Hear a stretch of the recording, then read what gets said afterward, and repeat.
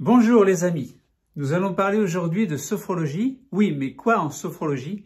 Nous allons parler du terpnos logos et dire quelques mots de la sophronisation de base viventielle. Mais attardons-nous sur le terpnos logos. Ça veut dire quoi exactement?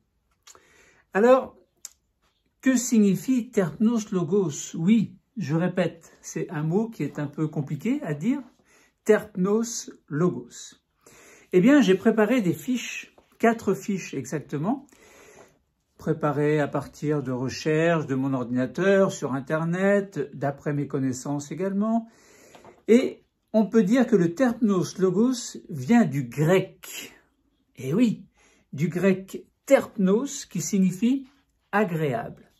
Que les choses de la vie sont agréables ou peuvent être agréables, mais pas toujours. Quoi qu'il en soit, terpnos logos vient du grec terpnos qui signifie agréable et de logos qui signifie discours, bien entendu. Le logos, le langage, le discours. Ce terpnos logos s'inspire de Platon. Ah, et pourquoi Platon? Pourquoi spécialement Platon? Eh bien, Platon qui définissait le terpnos logos comme étant un discours capable de modifier l'état de conscience. Modifier l'état de conscience. Ah, est-ce que vous êtes conscient de tout ce qui se passe autour de vous? C'est ça, l'état de conscience. C'est ce qui arrive, ce qui parvient à votre conscience, mais bien entendu, ce que nous ne voyons pas n'apparaît pas forcément à notre conscience. Si par exemple je vous dis « Où est le soleil ?» Vous savez que le soleil existe, vous savez qu'il est là, vous avez conscience de sa présence, mais vous ne savez pas où il est. Donc vous n'êtes pas vraiment dans la pleine conscience de la présence du soleil. De même, si je vous dis où est-ce qu'il y a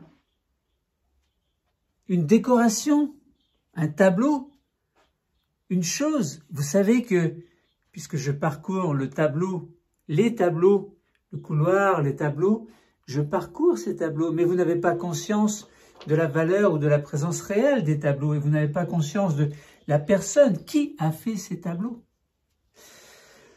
Alors, ce terpnos logos, c'est une parole prononcée avec douceur, presque monotone. Mais qui parle? Eh bien, c'est le sophrologue, bien entendu, puisque nous parlons de sophrologie. Donc le terpnos logos, c'est une parole prononcée avec douceur, presque monotone. Ce qui n'a rien à voir avec le discours que je vous fais en ce moment. Là, je vous explique ce que c'est que le terpnos logos. Je ne suis pas dans le cas où je me trouve en présence d'un sophronisant, c'est-à-dire d'un patient. Certains disent client. Client, c'est un mot que je déteste. Un client, c'est quelqu'un qui achète quelque chose dans les rayons de supermarché et qui va le payer en caisse. Nous n'avons rien, nous, les sophrologues. Bon, vous voyez ce que je veux dire. Alors, cette parole, donc ce terpnos logos, prononcé par les sophrologues, nous plonge dans un état de calme, de bien-être. Alors, quand je dis nous, c'est le sophronisant, c'est-à-dire le patient, mais nous aussi, puisque nous faisons la séance en même temps. Donc, cette parole nous plonge dans un état de calme, de bien-être, de concentration de l'esprit, des pensées, des sens. Nous avons, disons-nous, 5 sens. Donc lorsque le patient va fermer les yeux, il entendra les choses. Donc le sens de l'ouïe est déjà très mobilisé. Mais il n'y a pas que le sens de l'ouïe. Si par exemple il y a un parfum dans la pièce, ce qui n'est pas forcément souhaitable, eh bien ce parfum va modifier l'état de conscience de ce que nous pourrions mettre en avant face aux soucis qui nous amènent ici à être devant un sophrologue et face à soi-même. Donc il faudrait que les choses soient aussi neutres que possible, afin que la pleine conscience soit une conscience réelle des phénomènes. Ce terpnos logos est un discours du sophrologue pendant l'animation des exercices de sophrologie. Et oui, c'est un discours. c'est en quelque sorte un langage, une tonalité. Si par exemple je vous dis « c'est une tonalité », j'accentue le mot tonalité. Mais si je vous dis « c'est une tonalité », eh bien là c'est autre chose. C'est déjà plus dans l'esprit de ce que l'on attend concernant ce langage. Donc c'est en quelque sorte un langage, une tonalité, une intention, ce sont des mots, des phrases utilisées par le sophrologue pendant les exercices de sophrologie. Parce que, bien entendu, au cours d'une séance de sophrologie, le patient est acteur. Une séance de sophrologie, ce n'est pas une séance qui est faite pour s'endormir. Loin de là. Loin de là. Alors, le Terpnos Logos, c'est un moyen utilisé par le sophrologue pour guider le patient vers un niveau que l'on appelle le niveau sophroliminal. Le niveau sophroliminal. Alors, c'est quoi ce niveau sophroliminal? Eh bien, c'est un état qui va se situer entre la veille et le sommeil. Par exemple, là, je suis éveillé, je vous parle. Mais si brusquement, je dors, alors je ne suis pas dans l'état de veille puisque je dors. Alors, est-ce que l'on va plonger le patient dans un état d'endormissement? Bien non, sinon le patient ne pourrait pas travailler les exercices. Donc, il faut que ce soit un état entre la veille et je dors, c'est-à-dire un niveau intermédiaire entre les deux. C'est ce que l'on appelle le niveau sophroliminal ou NSL. Donc cet état se situe bien entre la veille et le sommeil.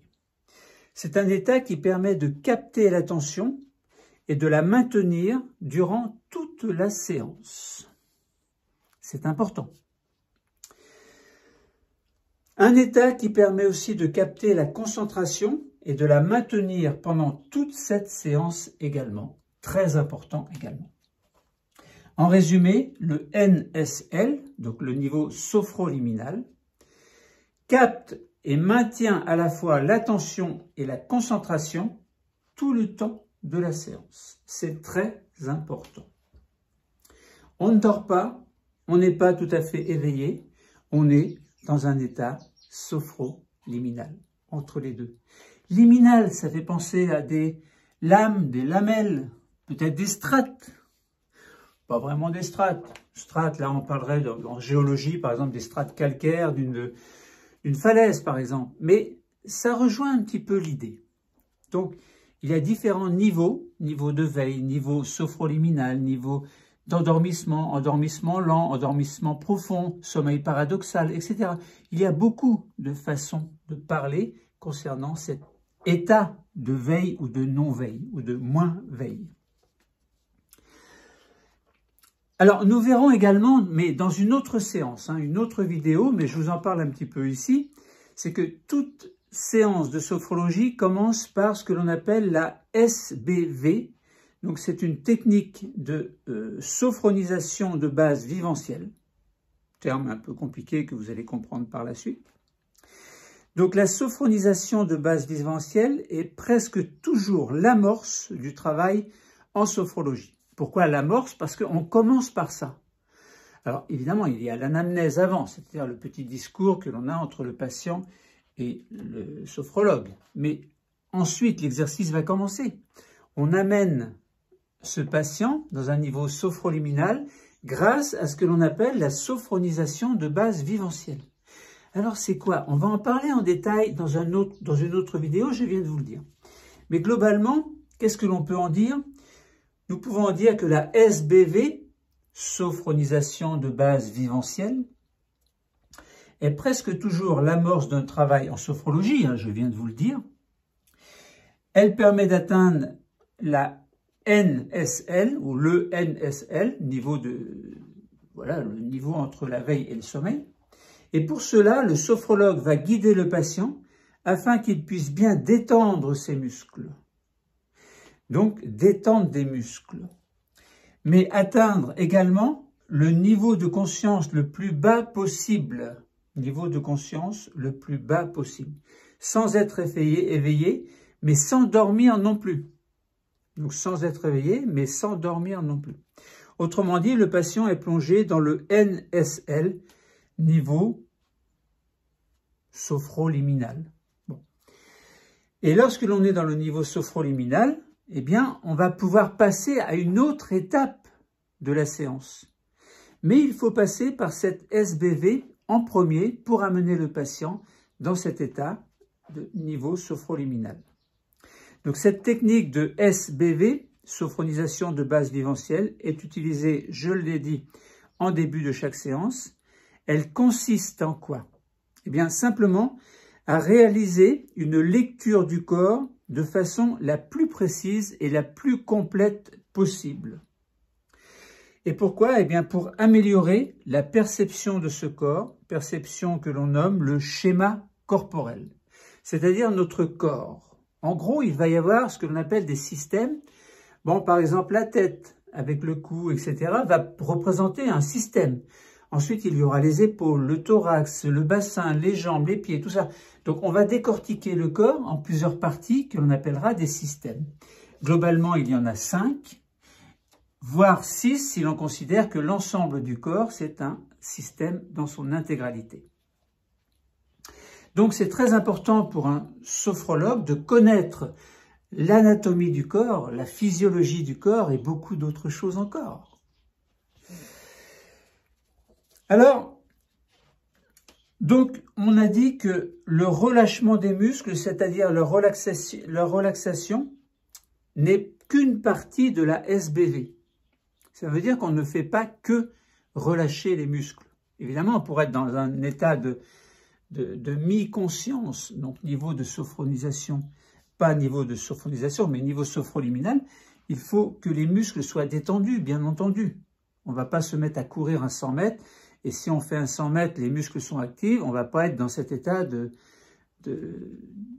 entre la veille et le sommeil. C'est pas possible, il faut être détendu. Acteur, mais détendu. Alors, pas allongé non plus, mais assis sur une chaise où l'on essaie de se mettre, de se conditionner pour arriver dans cet état. Donc, cette SBV, je le répète parce que c'est important, elle consiste à réaliser une lecture du corps de la façon la plus précise possible, la plus complète possible pour améliorer la perception du corps, perception que l'on nomme le schéma corporel. Donc, qui sera en fait notre 6e système lorsque l'on aura fait travailler ou amener nos 5 autres systèmes dans un état NSL, niveau sophroliminal. Le relâchement des muscles, c'est-à-dire la relaxation, n'est qu'une partie de la SBV, sophronisation de base viventielle, mais pas que cela, car cette relaxation musculaire s'accompagne d'une prise de conscience, de la présence à soi et du vécu de l'instant présent, donc le vécu de l'instant présent. C'est pourquoi cette technique est qualifiée de viventielle, d'où le terme de sophronisation de base viventielle. Passons maintenant à notre 2e fiche. Seconde fiche très importante également, on parle toujours dans la sophrologie, en termes de sophrologie, de terpnos logos. Revenons donc à notre terpnos logos, après avoir fait un détour par la SBV, sophronisation de base viventielle. Le terpnos logos, c'est en quelque sorte un mode de discours. Nous l'avons dit tout à l'heure, nous avons parlé tout à l'heure de Platon. Et Platon dit dans ses dialogues, les dialogues de Platon, il dit « On soigne l'âme par des formules magiques, et cette magie, ce sont les beaux discours. Ils font germer dans les âmes la sagesse et une fois qu'elle s'y est développée et établie, il est facile de procurer la santé à la tête et au reste du corps. » C'est beau ce qu'il dit. Donc déjà à l'époque, il y avait une certaine prise de conscience de la part de ce philosophe des choses de la vie. Choses de la vie. J'espère que vous voyez au passage les beaux tableaux qui sont autour de moi. C'est ma femme qui fait ces tableaux. Ce mode de discours bien fait, ce terpnos logos, dépend entre autres de 4 paramètres. La voix, le vocabulaire, l'intention et les silences. Les silences. Il faut savoir se taire. Mais se taire quand il le faut. Ces 4 paramètres sont interdépendants, bien entendu. De plus, ils dépendent du patient et de ses besoins. Ils dépendent du patient et de ses besoins. La voix sera plutôt posée, neutre, adaptée à la situation afin de favoriser la descente progressive vers le NSL, niveau sophroliminal, et bien sûr son maintien dans un état entre la veille et le sommeil. Durant la séance, le patient est guidé par la seule voix du sophrologue, bien entendu. Alors vous pourriez dire, ce serait bien s'il y avait une petite musique. Beethoven, Chopin, et combien d'autres encore? En musique de fond, ça vous dirait? Eh bien, non. Parce que la musique fait venir en vous d'autres sensations qui ne seraient pas celles en relation avec le souci ou autre qui fait que vous êtes en présence d'un sophrologue. Donc, pas de musique. Une musique de fond n'est pas forcément souhaitée car la sophrologie n'est pas de la simple relaxation des muscles. Bien sûr, si vous voulez vous relaxer ou écouter une séance de sophrologie pour dormir, vous avez le droit. Mais ce n'est pas l'objectif. L'objectif, c'est vous accompagner dans quelque chose qui peut ressembler à une problématique. Et ce n'est pas en dormant qu'on résout les problèmes. Quoique, ça dépend. Alors, durant la séance, le patient est guidé par la seule voix du sophrologue. Une musique de fond n'est pas forcément souhaitée car la sophrologie n'est pas de la simple relaxation de muscles. Je viens de vous le dire, bien entendu, mais je mets l'accent sur les choses. Même une musique douce et agréable aurait pour effet d'attirer votre mental vers un autre objet, une autre sensation, un autre phénomène, des autres phénomènes pendant cette séance. En effet, la musique mobilise également nos sens, notamment celui de l'oreille, puisque nous faisons une séance les yeux fermés. L'oreille entend, le nez sent, etc. Or, la sophrologie invite le patient à utiliser ses sens dans les exercices proposés. Il est donc important d'être totalement disponible à soi-même pour soi-même. C'est très important. À noter, et c'est très important également, vous allez le comprendre, qu'il n'y a aucun contact physique en sophrologie. Aucun contact physique. C'est très important à savoir également. Et je passe là à ma 3e fiche préparée avec soin. Par qui? Eh bien, par moi. La voix du sophrologue est donc particulièrement importante. On parle toujours de terpnos logos, notamment en ce qui concerne le rythme particulier adapté au terpnos logos choisi. Parce que bien sûr, selon les patients, selon les personnes, le terpnos logos n'est pas le même. Selon les exercices travaillés, le terpnos logos ne sera pas le même non plus. D'autre part, les mots utilisés, les expressions aussi, de même que les images, tout ceci forme un ensemble cohérent et fluide, exprimé tout au long du terpnos logos. C'est très important. L'intonation doit être douce. L'intonation doit être douce, alors pas comme ma façon de parler en ce moment. L'intonation doit être douce. L'intonation doit être douce, harmonieuse, un peu monocorde, ça veut dire il n'y a pas de haut et de bas. On essaie de travailler sur la même voix, la même tonalité. C'est monocorde et peut-être que ça peut paraître pénible, mais c'est important.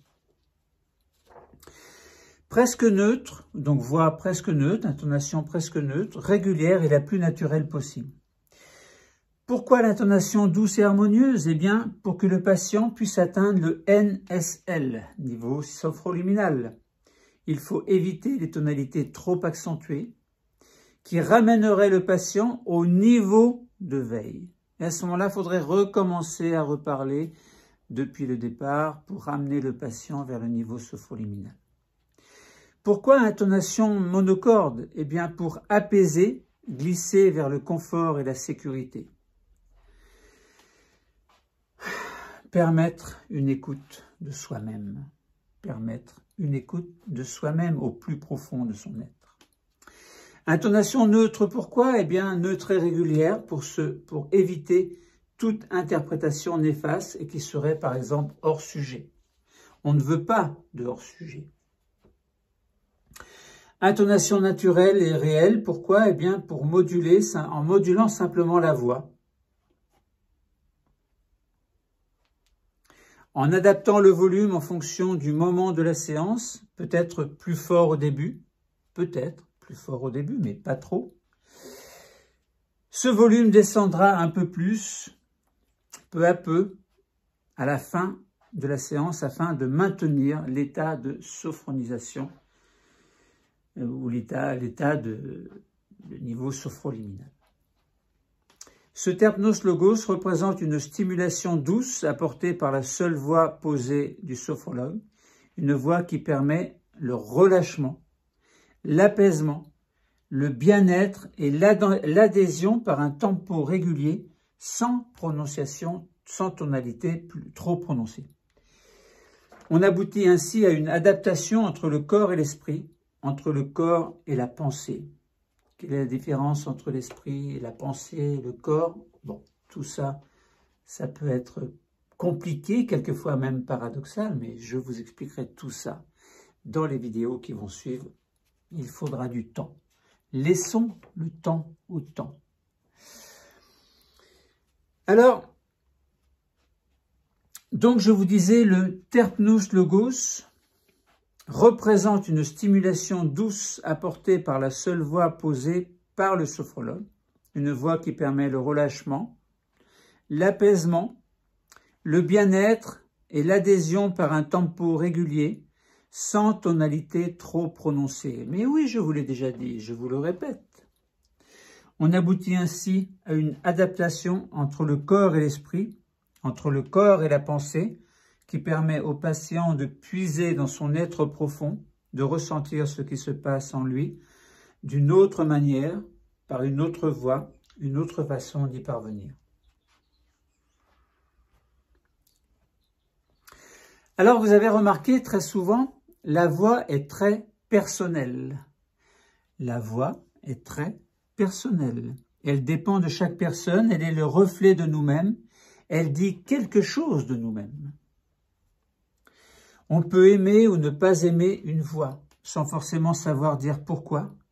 Si nous n'aimons pas notre voix, c'est parce que nous ne l'entendons pas telle qu'elle est perçue par les autres.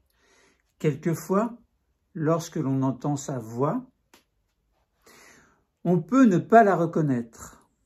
Parce que lorsque l'on parle avec notre voix, on entend avec notre oreille, mais le cerveau, lui, qui intègre les informations, ne nous fait pas forcément ressentir ou entendre la même chose que ce que les autres perçoivent de nous. Vous l'avez remarqué, ça, déjà, quelquefois. Vous avez dit « Ah, c'est ma voix, ça? Je ne la reconnais pas. » Eh bien oui, quelquefois, on ne reconnaît pas sa voix. Donc, quelquefois, lorsque l'on entend sa voix, on peut ne pas la reconnaître. On en ressent ce que nous croyons être des défauts. Mais ce ne sont pas des défauts. Votre voix n'est pas un défaut. Il est tout à fait possible de l'apprivoiser, de l'écouter, de la travailler, de l'adoucir. Pourquoi pas? De sourire en parlant, de ralentir le rythme ou de l'augmenter. Une voix, cela se travaille. Si vous n'aimez pas votre voix, travaillez-la. Prenez des cours pour travailler votre voix. Pourquoi pas? Le terpnos logos est aussi un support de communication entre le sophrologue et son patient. Il engage un mode de relation, soit en séance individuelle, soit en séance de groupe, bien entendu. Il est nécessaire d'établir une relation de confiance, c'est ce que l'on appelle l'alliance sophrologique, autrement dit un accord entre le sophrologue et son patient.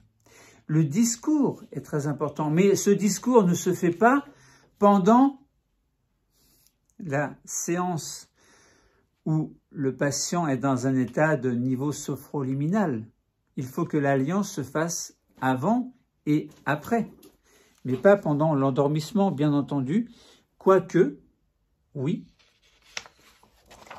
si le patient perçoit des effets nocifs, il peut très bien revenir à l'état de veille pour exprimer son mécontentement. Pourquoi pas? Ça peut arriver, bien entendu.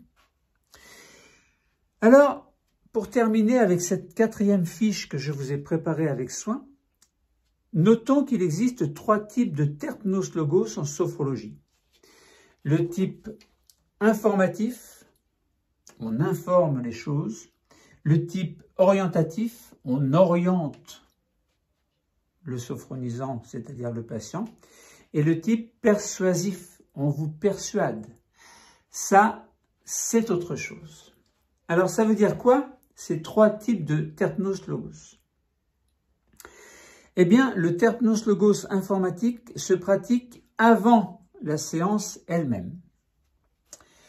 Pourquoi? Eh bien, il faut que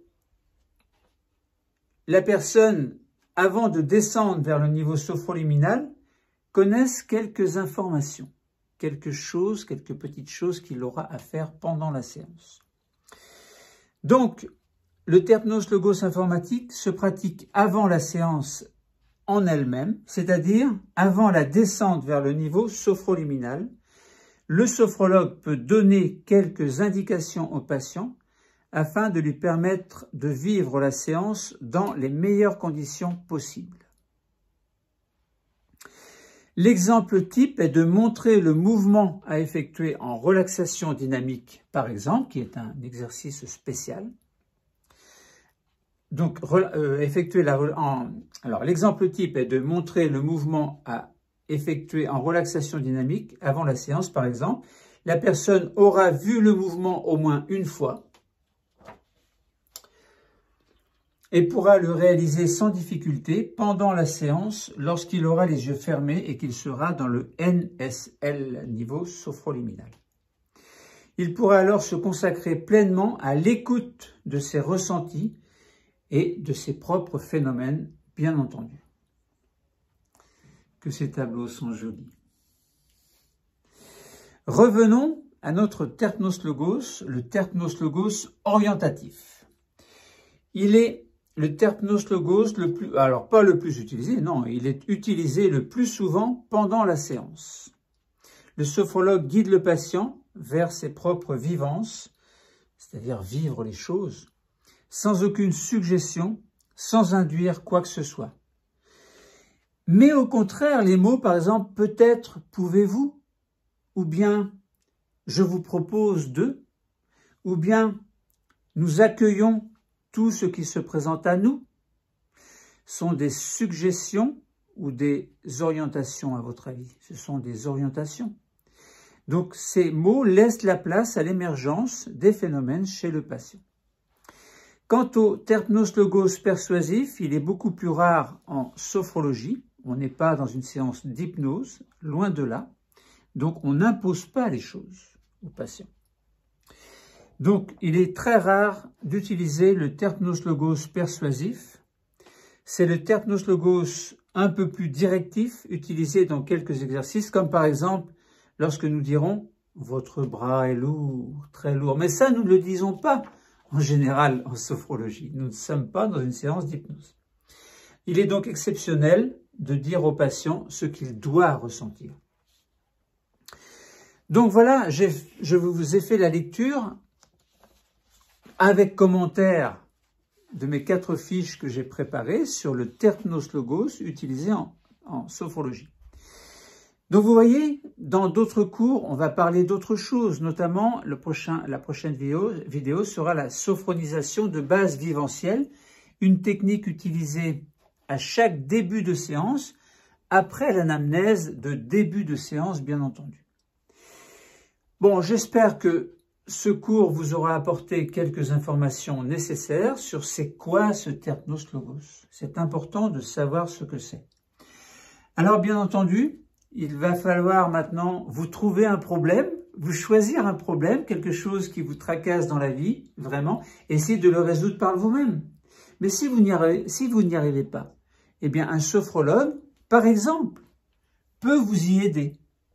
Vous pouvez choisir un psychologue également, aller voir un médecin, aller voir des personnes compétentes qui vont pouvoir vous aider à vivre pleinement votre vie sans avoir à vous soucier de choses qui vous tracassent sans arrêt, qui sont redondantes ou simplement pouvoir préparer quelque chose dans les meilleures conditions possibles. Ça peut être n'importe quoi, ça peut être un examen, un accouchement, ça peut être une réunion entre collègues ou une réunion familiale, mais ça peut être tout et n'importe quoi. À partir du moment où vous avez envie que l'on vous aide, que l'on vous accompagne, nous les sophrologues, nous sommes là pour essayer de vous aider lorsque c'est possible, bien entendu. On n'a pas la science infuse, personne n'a la science infuse. Nous essayons seulement d'aider, Moi, par exemple, je suis à la retraite, j'ai travaillé dans l'éducation nationale pendant 40 ans, j'ai eu des diplômes, j'ai eu des examens, des concours, etc. Donc, j'ai eu un certain niveau de connaissances qui me permettent, moi, aujourd'hui, en tant que personne, on va dire âgée, mais plutôt à la retraite. J'ai 64 ans à ce jour, en 2022. Donc, ça ne veut pas dire que je suis terminé, que je suis fini, comme certains disent. Non, j'ai eu envie de continuer à vous aider, à offrir ma vie à vous, de manière à ce que je puisse continuer à transmettre des informations sur la vie. La vie, c'est quoi? C'est beau. On voit l'univers, on voit la Terre, on voit que sur la Terre s'est développée la vie. À partir d'une simple petite cellule œuf, vous êtes devenu ce que vous êtes. Et je vous souhaite une très bonne fin de journée, une très bonne soirée et plein de bonnes choses. Et je vous dis peut-être à plus tard pour un prochain rendez-vous.